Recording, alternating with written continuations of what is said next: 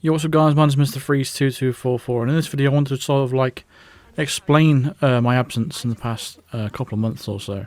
It's been the longest time since it's been the longest sort of break I've had since between videos. Last upload was in December, we're now in mid-February.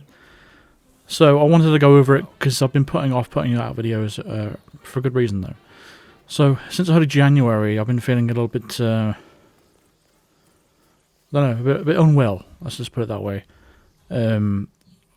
Regular daily things were just getting a lot harder. Just things like having a shower, you know, or just climbing the stairs, or going down the stairs, or picking up my dog, or even putting on my clothes. It was getting to a point where I couldn't really do much at all without getting severely out of breath, and I thought something was wrong here.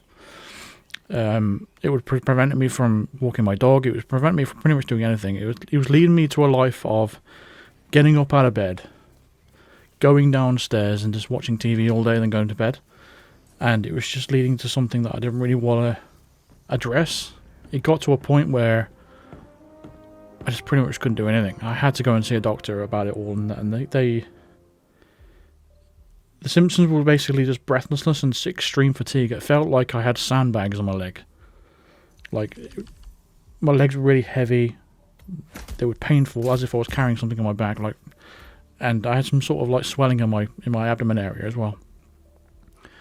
So the doctors was trying to investigate what was wrong with it. They tried to treat me with like some sort of lung infection or a chest infection. So she gave me some amoxicillin, which is like a antibiotic, but that wasn't the cause of my coughing and my breathlessness, so that kind of ruled that out.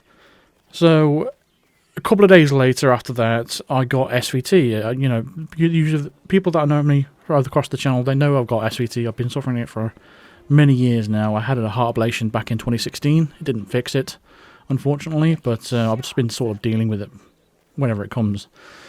But along with this breathlessness, when I got SVT this time, it completely, I just couldn't breathe at all. It was just so severe. Eventually, one of the SVT stopped. I had to go to hospital for that. I went back to the doctors and says, right, we need to get this sorted out. I don't know what it is. So I was referred to the cardiologist and stuff like that. But by the time the referral came around, a couple of days later, I had to go back into hospital because I just couldn't deal with the symptoms anymore. And I got a bunch of tests, got an chest x-ray, got a load of blood tests, several blood tests, got bruises all over my arms.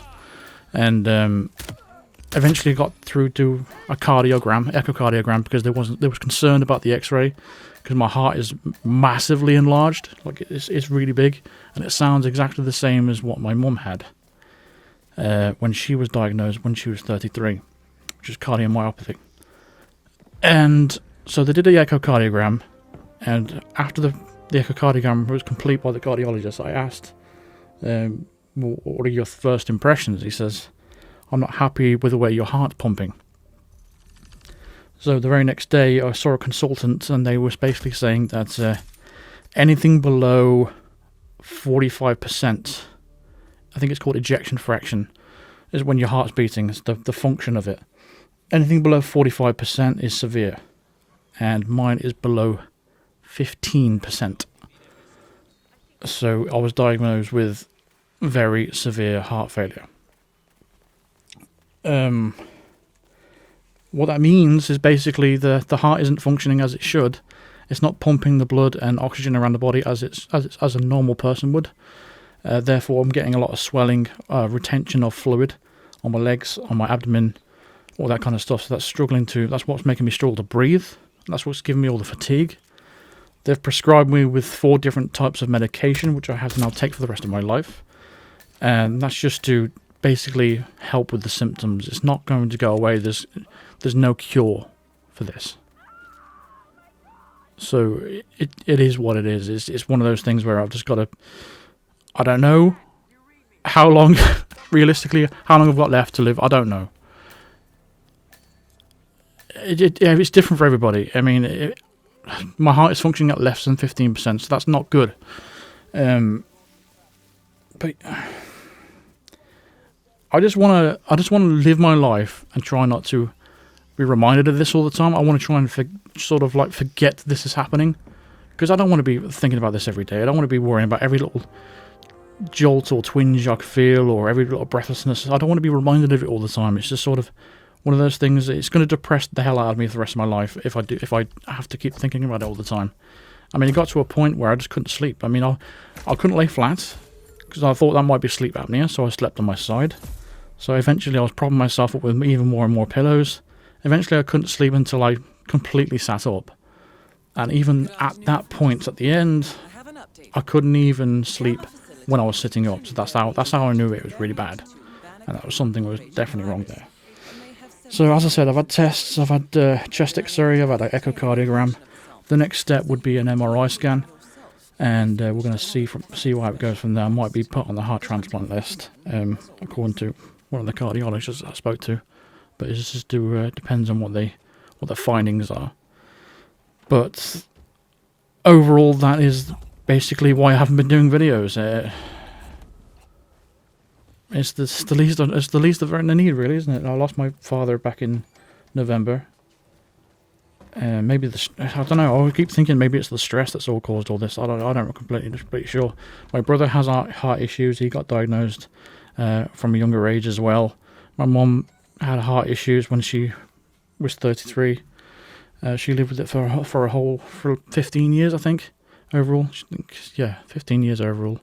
She survived it for. But this being very severe heart failure, I don't know. But yeah, I don't really know what to say.